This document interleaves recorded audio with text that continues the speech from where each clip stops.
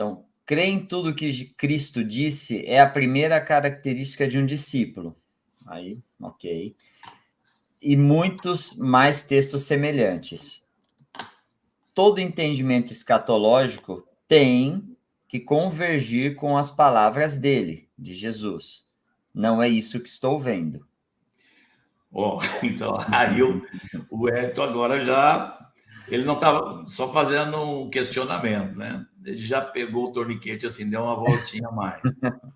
Amém, querido? Muito obrigado, querido. Você nos dá, inclusive, com a sua pergunta e suas observações, você nos ocasiona a possibilidade de esclarecer o tema, né? Então, veja só, aqui nós já mostramos que nós sempre colocamos a pregação de Jesus em Mateus 24, Lucas 21, no início de tudo. E sempre dizemos que o que os apóstolos dizem, o que Apocalipse diz, o que o Velho Testamento diz, todo tem que concordar com o que Jesus disse. Aí o Hélito agora, só que ele levanta uma indagação que é comum, tá? Ele não levanta como indagação, ele levanta como prova, né? Para ele, a prova de que tudo isso já aconteceu está em Mateus 24, 34. Eu não sei se eu botei na lista pedindo para você pôr na tela, Não. Fernando. Essa é de Mateus 24, 34. Não. Mas é simples, é quando Jesus diz assim: em verdade vos digo, isso um pouquinho depois de terminar a cronologia que ele dá ali em Mateus 24, tá? E ele fala no versículo 34, ele diz: em verdade vos digo que não passará esta geração sem que tudo isso aconteça. Ou seja, se Jesus disse, profetizou um monte de coisa, tá? E nós estamos dizendo que elas não aconteceram, como é que fica Mateus 24, 34, onde Jesus disse que aquelas coisas que ele tinha profetizado não ia passar, e como é que ele diz aqui? Não passará esta geração sem que tudo isto aconteça. É por causa disso, porque ele está usando Mateus 24, 34 para confirmar a ideia preterista, né, de que as profecias todas estão na história e já se cumpriram. É por isso que ele diz que nós não estamos aqui convergindo com as palavras de Cristo. E não sei quantos de vocês saberiam responder a essa questão, tá? Aqui tem caneta. Depois eu vou olhar as observações aqui. Vamos terminar de responder, então, a esse questionamento. O Hélito falou que nós não estamos convergindo com as palavras de Cristo. É como se estivesse negando as palavras de Cristo, tá?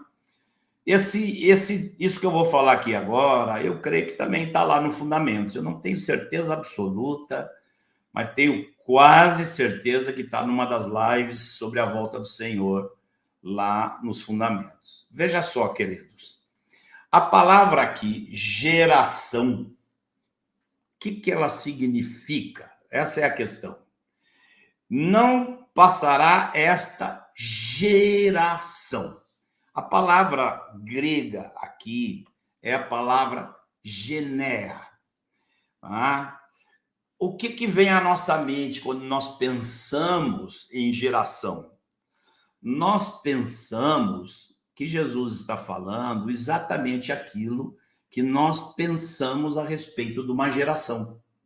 O que é uma geração para nós?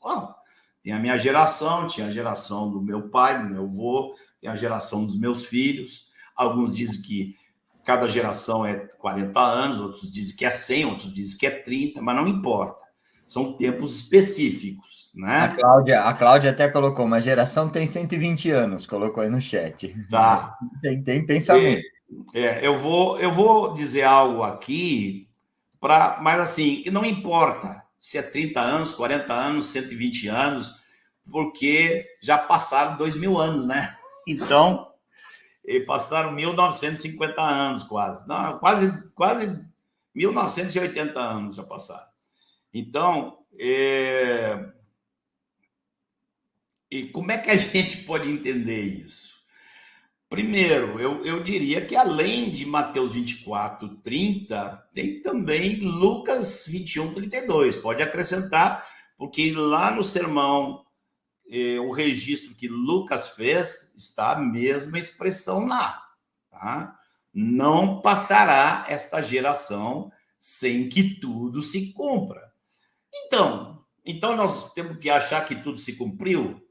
Gente, nós temos que ir. Aí é daquelas situações em que você não pode deixar de ir no grego. Por quê? Porque geração, para nós, ela tem um significado específico. Mas a palavra genéia, lá no grego, para o povo da época, ela não tinha um único significado. E nós vamos ver isso aqui agora nas escrituras. Nós vamos ver como essa mesma palavra, ela era traduzida de maneiras diferentes, tá?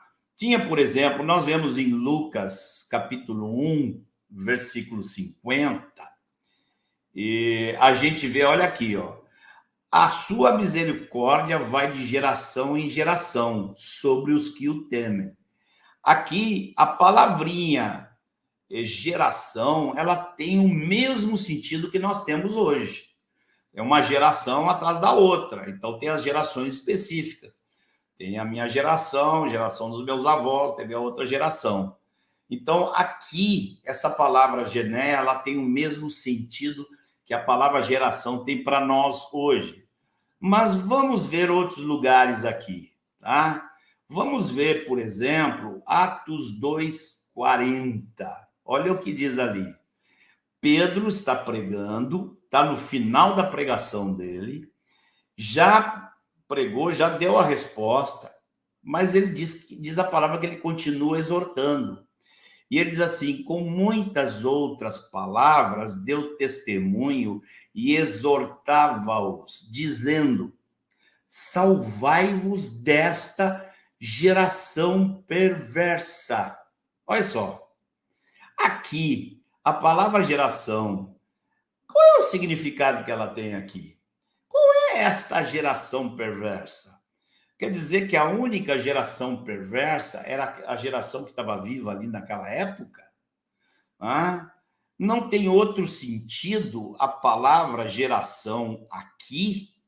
Ah, e não estaria falando aqui da geração humana? Não seria aqui o sentido de salvai-vos dessa era, essa era perversa? Essa geração perversa não é exclusivamente a geração que estava viva ali quando Pedro pregou, porque isso serve para nós, essa pregação é para hoje também. Então, essa geração não é uma geração específica, é a geração humana. Vamos ver textos que deixam isso muito mais claro. Vejam só, Lucas 11:50 diz assim, ó, porque para que desta geração se peçam contas do sangue dos profetas derramados desde antes da fundação do mundo. Vamos ler de novo? É aqui, ó. Para que desta geração se peçam contas do sangue dos profetas derramado desde a fundação do mundo. Escute, gente, a palavra geração aqui está significando o quê? Por acaso Deus cobraria exclusivamente daquela geração que estava viva ali o sangue dos profetas desde a fundação do mundo? Deus ia fazer isso, ia pegar uma geração e culpar por tudo que todas as gerações fizeram? Obviamente, aqui está falando Esta geração está falando dessa era. Lembrem que no milênio, depois da ressurreição, vai ser outra geração. Não é mais essa geração. É a geração daqueles que foram gerados em Cristo Jesus, que vão estar ressurretos. É outra geração. Mas nesta geração, a geração desta era, desta raça humana, Deus vai cobrar de todas as gerações e não de uma geração específica. Você percebe aqui como a mesma palavra, genéia, ela tem um sentido completamente diferente? Vamos ver outro texto que nos mostra um outro sentido. A palavra genéia, ela pode também ter um outro sentido. Nós vamos ver em Atos 8, 33. Olha como é que diz lá, Atos 8, 33. Na sua humilhação, lhe negaram justiça. Quem lhe poderá descrever a geração? Porque da terra a sua vida é tirada. Irmãos, Atos 8, 33 está citando Isaías. O que é que diz lá? A pergunta aqui em grego está colocado genéia. Quem lhe poderá descrever a geração? O que é isso? Que geração é essa? Olha, se você for lá em Isaías 53, você vai ver que a expressão hebraica para essa referência ela é diferente. Lá diz assim, e quem cogitou da sua linhagem, ninguém cogitou. Quem cogitou? Geração. Aqui, nesse texto, ela significa a raça, a linhagem de Jesus, os antepassados de Jesus. Tá? Você vê aqui que geração a palavra genéia é usada num outro sentido completamente diferente. Por fim, nós podemos ter uma comprovação mais em Filipenses 2,15. Olha o que diz lá. Para que vos torneis irrepreensíveis e sinceros, filhos de Deus inculpáveis no meio de uma geração pervertida e corrupta. Ora, gente, foi só na época de Paulo que era uma geração pervertida e corrupta? Obviamente que não. Aqui está falando da geração humana, de toda a história. Nós, filhos de Deus, somos inculpáveis no meio de uma geração pervertida. Isso é até hoje. A geração não era aquela, a geração é a geração de hoje também, na qual resplandeceis como luzeiros no mundo. Ou seja, gente, é simples. Vamos voltar então a Mateus 24, 34. Quando Jesus disse, essa geração não vai passar, ele está falando desse sentido. Ele não está falando daquela geração específica da época dele. A palavra que aparece ali é a palavra genéia, e o sentido é outro. A verdade é que essa geração ainda não passou. E essa geração não vai passar sem que tudo aconteça. Há outros que interpretam até de forma mais específica, que eu acho lícita, porque genéia também é raça. Alguns dizem que Jesus está falando ali com a raça judaica, né? E que está dizendo que a raça judaica ia permanecer até o fim, que é algo que está se cumprindo. A raça judaica está aí. Então, você vê que existe muitas interpretações diferentes. O sentido da palavra genéia depende do contexto. E, obviamente, se eu disser que... Quer dizer, se eu vou pegar um cara, o cara vem me perguntar, porque os incrédulos usam, eu já vi incrédulos usando, está aqui, ó, não aconteceu o que está profetizado.